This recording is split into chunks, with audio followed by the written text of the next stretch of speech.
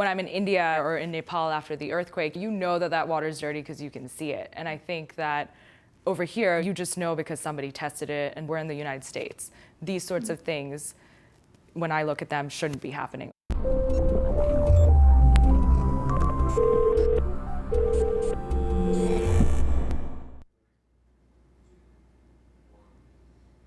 Hi, my name is Neha Shastry, and I'm a journalist here at Vice News. A couple weeks ago, my piece called Contamination Nation was published on the website, and it's about how tens of thousands of Americans on the Navajo Nation are living without access to clean and safe drinking water on the reservation. Well, hey Neha, it was a great piece, and thanks for coming on the line to answer some questions from the community. Well, thanks, Michael. Well, it's my pleasure. We've got a bunch of people who are excited to talk to you today, and let's start with Jared, who's calling us from Quincy, Illinois. Hey guys, just wanted to say the piece was very awesome, very good reporting. Just have a few questions for you if you think you can answer them. Sure. I'm wondering if there was anyone else helping solve these problems besides the dig deep people, and if not, why? That's a really good question.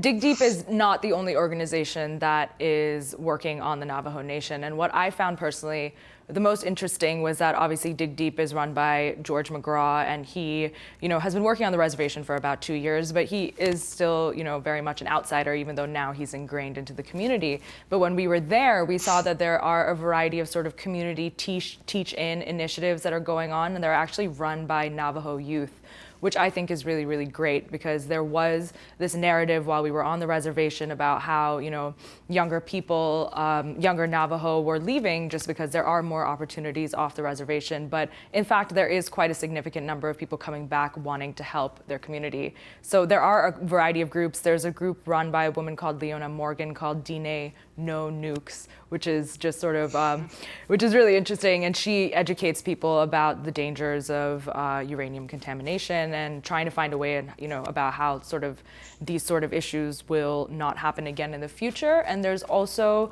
a few Navajo working on medical studies. There's a study going on right now where they're testing actually pregnant women on the Navajo Nation to see how many levels, or if they have levels of uranium in their body and how that's actually going to affect their kids. So there is quite a bit going on, which is really good. Okay. Awesome. Just one more to follow up on that. How much do the people on the reservation spend on water? Like, roughly what percentage of their income goes to buying this clean water? So as far as I know, or at least of what I've seen, I've spent a lot of time in Smith Lake on this story and around the Gallup area. The reservation is really, really big. It's in fact the largest in the United States. And I also spent a little time in Black Mesa, which has been also affected by uranium contamination, but also by coal mining. And in both of those places, as far as I know, in the communities that I spoke with, they don't actually spend any money on getting water. And Darlene, the woman in our piece, she was delivering water from the Christian mission, and that's free. But when you talk about actual costs of getting water, people have to drive over 30 miles for most part, which means that they have to pay for gas. And it's a really, really big effort. And if you're elderly or if you don't have the income to even have a car, those costs, quote unquote, are even larger. And last one, just promise the last question. Do you think is the problem a lack of awareness of the actual problem, or is it a lack of funding? It's a bit of both. Actually, before I answer that question, an example of people not really knowing much about the problem, we went when we were around the reservation, and I spoke to a man who had been getting water out of a contaminated windmill, and nobody had come and spoken to him about uranium. So if we can watch that first. It's right there. That windmill right there. Oh, okay, right up there? Just walk over there. Yeah. Bring back like 4 or 5 gallons water jug. You didn't think it was dangerous? I've been drinking that water for like 15, 20 years now. If I'm desperate, I can drink it. Have you been desperate recently? Yeah. Has anybody come and talked to you about uranium? No. So the interesting part about that is that this man, he knew that the water was contaminated. However, there's a well so close to his house. Why wouldn't he use it in times of desperation? And he was desperate. And it is a problem about lack of awareness in the sense of, nobody actually really knows how being exposed to uranium contaminated water affects you, affects your health, affects you medically. Therefore, they don't really see much of a reason why. I mean, that water doesn't really look or smell any different. We also have a clip actually of that, which we can show a little bit later. And, but it also is a really big issue with funding. I mean, the tribal governments and the Navajo agencies don't have enough money to deal with this problem. I mean, it goes from, having to clean up the abandoned mines, but then also actually put piping down for the whole reservation, which, I mean, some experts say that that's going to take decades and billions of dollars. And so it's a completely sort of, linked issue. I mean, both of the things are inextricably intertwined, so. All right, awesome. I think that's about it. All right, well, thank you.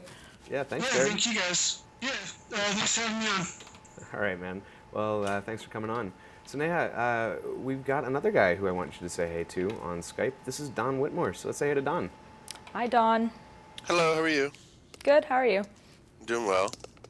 My question today is kind of regarding the general overall concept of what it is to be a Native American in this country right now, and kind of what we do with our problems. So something like this and something that happened with the EPA, where the EPA had given some of the Navajo some bad tanks, water tanks, to replace some of the water that was displaced by the copper mine leak. My question is, where do tribal sovereign nations go in order to make a complaint about the United States? Who has jurisdiction to kind of negotiate between the two countries, or the two different, obviously there's a lot of different sovereign nations. So yeah, what is the jurisdiction for that? Is that something the UN should be handling, or something we're supposed to be just going to the United States for? Kind of who oversees that? No, that's a good question. And unfortunately, I don't think I have sort of a great answer for that because, I mean, as I'm sure you know, it's not like, tribal sovereign nations across the world have a seat at the UN, right? So it's not even like the UN can come in and intervene in any of these issues. I mean, all that they've really done so far as I know, is the Declaration of the Rights of Sovereign or Indigenous Peoples. And the problem with that is that it's just a declaration, right? It's like a resolution. It doesn't have any place necessarily in international law. So in terms of what tribes can do and what sovereign nations can do, is you can go to the federal government, but we all sort of know what happens after that, right? I mean, we've seen the very little money that's been allocated. So it is a difficult situation. Gotcha. Yeah. Okay. It's not a great answer, but yeah.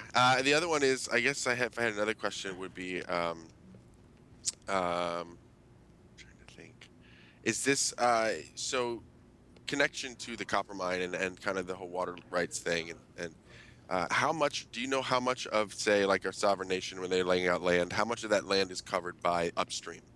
Like how much is that? Is it like, miles? Is it a couple hundred miles, or is it just like meters? Like, oh, this is where our land ends, and then anywhere above here, or below it. I'm assuming there's some sort of a rule there. in terms of water rights, like how Yeah, much of the water? rights. Right. I don't know too much about that, but I do know that it seems as if, when it goes from, obviously the land, and then when you see sort of the mineral rights that sovereign nations have, that can be very easily negotiated away from them. That's a reason why, that's the reason why these companies in the first place can even come there and mine, right, and contaminate these water sources. And I think it's actually quite similar when it comes to water rights. That also needs to be negotiated. However, what we did see, there was that, the spill in August, and we were actually out there when the Animas River spill happened. And what was interesting is that even though obviously EPA and federal agencies were going to go there and try and clean it up, it does become very much more of sort of the tribe's problem as well, right? They have to deal with the immediate effects and they have to deal with the lasting effects. So I think it's kind of legally and in terms of rights, it's definitely sort of a gray area that I don't know if people have necessarily figured out yet. I hope that answers your question. No, I think that is the answer to the question I was looking for. I wasn't sure. Okay. It sounds like there's a problem. Thank you. Definitely. All right, well, thank you. All right, and definitely, I'm going to echo that and just say thank you, I guess. Don, thanks for coming on.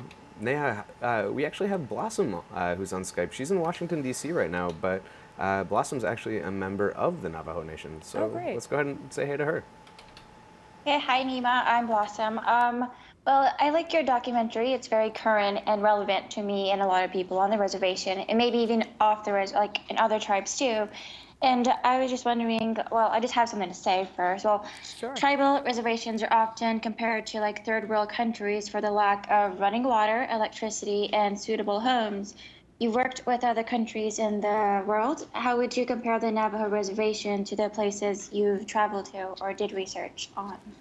That's a really good question. I mean, I'm originally, the only sort of comfortable place I think I can compare it to in terms of my knowledge, I'm originally from India and I've done a little bit of work over there. And I obviously have a personal interest in what goes on in India since that's where I'm from. And I think that, you know, the biggest difference is that in India, it's a really big country and there's widespread lack of infrastructure. When you look at India's tribal communities, you actually see a very similar problem as you see in the United States. In terms of sort of, you know, the tribal, the sovereign nations that we have here, the reservations that we have here, they do have a lack of sort of infrastructural services in comparison to the rest of the country. And you see that exact same thing happening in India. And I think that it's kind of it's a wider global problem. I mean, as far as my reading, you know, I think that we do all know that indigenous peoples and indigenous communities around the world are going through the same issues no matter what country that they're in. And it's also, and I think that's mostly down to the fact that they don't have sort of a voice in the international community. You know, they might be able to work towards having a voice in their own countries, but on the international level, that's still something, at least in my opinion and what I think it needs to be worked on. So, yeah, I hope that answers your question. It does. Yeah, I heard that you went to Black Mesa, and I live on Black Mesa, so when I go home on Saturday, I have to go back to the life of like hauling water, and I get my water from Black Mesa coal mine, which is very close. And well, they really, I think it's good. I just haven't tested it yet myself, but I'm pretty sure they do a lot of testing on it. And I do dig deep into the ground so we can use that water, and it tastes very good. But they do use a lot of chlorine with that water, I guess, I'm not really sure, but I think it's something to do with health. I'm not sure, but yeah. And my next question is, well, water has always been sacred to the Navajo people. Uranium mining has contaminated water for decades. Why was it so important to finally bring awareness about the contaminated water on the Navajo reservation rather than like 5 or 10 years ago or like when it first started? Why is it so important now? Mm-hmm. That's a great question, but I'm going to ask you a question first. Okay. So you said that you're hauling water from Black Mesa, right? Yeah. I was out there last winter, and we were with a family who was hauling water as well. And I know that a couple of their water sources, a couple of the wells that they were using, they knew were contaminated. But I was just wondering, I mean, has anybody kind of come out to test any of the wells around where your family lives? You know, I don't really use the well. It's more like, I'm not really sure what it's called because we don't use that thing that you just turn on. It's more like a hose and then nozzle and it comes down. Okay. And it's near the road. And I know a lot of people use that one for like their crops, their animals, and for themselves to like bathe and shower and cook. But I'm pretty sure that one's good. That I know. Yeah, no, and I think that's really interesting. And that was something that I saw when I was out there as well was, and it's actually a clip that we can play when I was with George McGraw, who is the water rights activist. We went to a well that was, at least that one we knew was contaminated. And when we opened the spout, I mean, you can't tell the difference in this water. And I think that's what kind of makes the issue a little bit more scary. So can we play that clip? So the crazy thing about this water is it doesn't look any different from the water you'd pull out of a tap at home. But it doesn't smell any different. Nope, it doesn't smell. It doesn't have any particulate in it. You know, and that's one of the difficult things about our jobs is really convincing people to take these things seriously when it's hard to tell any difference. And you have to ask people to go miles and miles and spend a lot of money to haul water home when they could walk, what, a quarter of a mile over here and pull this water for free and it doesn't look or taste or smell any different. Yeah, seriously. Yeah, so that to me was, I think, the most surprising is that, you know, when you hear about water contamination, or at least, you know, when I'm in India, and that's something that I was focusing on when I was reporting there, or in Nepal after the earthquake, you know, you can see, you know that that water is dirty because you can see it. And I think that over here, you just know because somebody tested it and bothered to sort of, look at what are the particulates in it. And that's something that I personally found pretty interesting. But I will now go back to your next question, which I forgot. Do you mind asking it again? It was, why was it so important to finally bring awareness about the contaminated water on the Navajo reservation rather than like 5 or 10 years ago or when it first began? Yeah, I mean, I think that in terms of why we wanted to report on this story now is because I read a government accountability report that was published this year, which evaluated the EPA and some of the other US federal agencies and tribal agencies' 5-year plan initiatives that they've been putting forth. And so they put the first 5-year plan in 2008. And that ended, I believe, in 2013. And then this organization decided to actually evaluate what they were doing, and then the EPA obviously came forward with a second 5-year plan. And when the Government Accountability Office actually looked at what the EPA and all of these agencies had done, they said, well, they hardly really began to even evaluate the scope of this problem. The money that's being funneled in here doesn't even begin to address the problem, that it's actually going to take, we don't even know how many more 5-year plans it's going to take in order to resolve this issue, let alone the fact that it's going to be hundreds of millions of dollars. And so when I read that, I realized that, okay, so this new initiative is beginning, but, this office is already saying that it's probably not going to be enough. And it probably is too little it's not too little too late, but, nobody's really talking about it as far as I knew. And I thought that was a really big problem, especially since, we're in the United States. These sorts of things, when I look at them, shouldn't be happening over here. And that's kind of why we decided to report on this. And also George from Dig Deep, we had been in touch with him, and he had this pretty big realization as well. He works in Cameroon, he works in South Sudan. That's where, in his mind as a water rights activist, he thought he needed to be working until one day he got a phone call and a donor told him to go to New Mexico. And so then that's when we started sort of thinking, we're like, all right, we, obviously these problems have been around for a while, but, we need to start talking about them. Okay, I think that was my last question, but I just want to know if you feel like you accomplished your research when you went to the reservation. Like, do you feel like there's something missing that you didn't capture, or you weren't able to put in your documentary?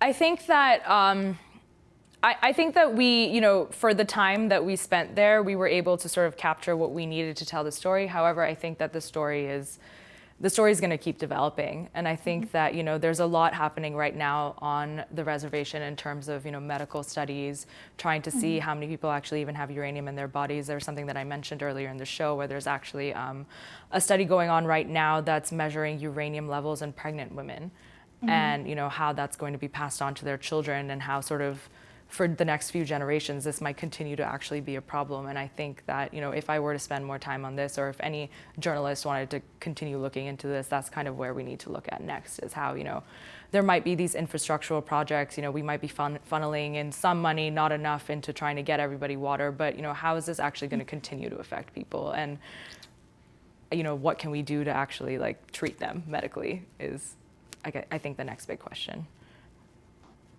Okay, well, thank you for answering my questions, and thank you for doing the documentary and bringing awareness about the contaminated water on the Navajo reservation. Oh, thank you for being on the show. Yeah, and Blossom, thank you for answering our questions too. So a little bit different than normal, but we're glad we had you. So Neha, let's say hey to, actually before we say hey to our last guest, I want to look at this tweet that we got, and this is from LeSean. LeSean wants to know, because he's part of the Navajo Nation as well, and he wants to know where specifically are these contaminated wells? What parts of the reservation are actually impacted? So, the thing is that there are over 500 abandoned uranium mines across the Navajo Nation. So the issue is really widespread. On top of that, there are at least 1,800 wells that have been contaminated as well.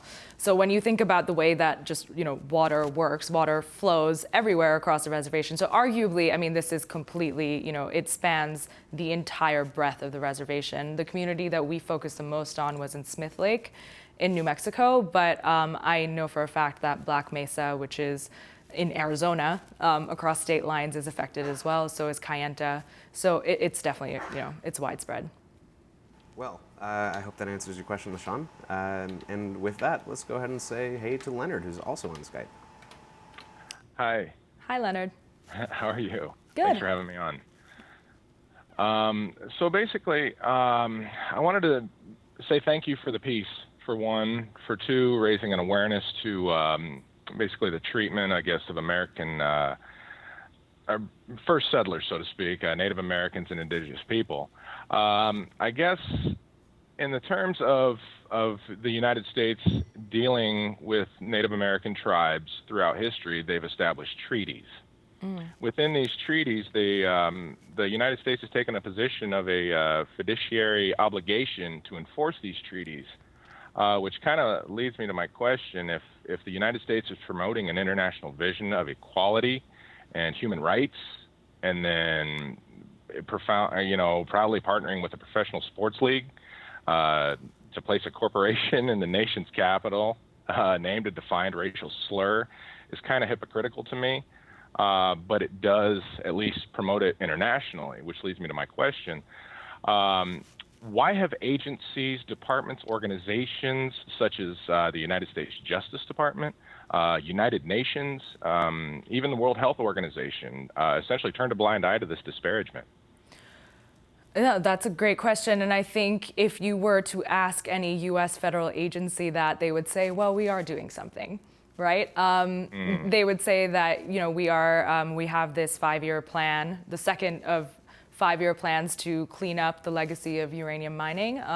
We are helping Navajo tribal agencies find accountable companies to, sort of make them pay. And we are also funding or helping the Navajo government try and build some infrastructure. Now, I think the question out of that, is it enough?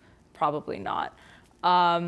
Or definitely not. I think that at least when we were on the reservation and we were talking to people, it didn't really seem like enough was being done from what we saw out there. And I think that a lot of people would agree, and it seems as if you would agree as well. Yeah. And in terms of international organizations, this is something that I touched on before, is that because of the way that things are set up right now, there is no indigenous community in the world that has a seat or has sort of a formal say in any international organization, including the UN. All the UN has right now is sort of that, it's the Declaration of the Rights of Indigenous Peoples, and that's, all well and good, but it doesn't have a place in international law because it's only a resolution.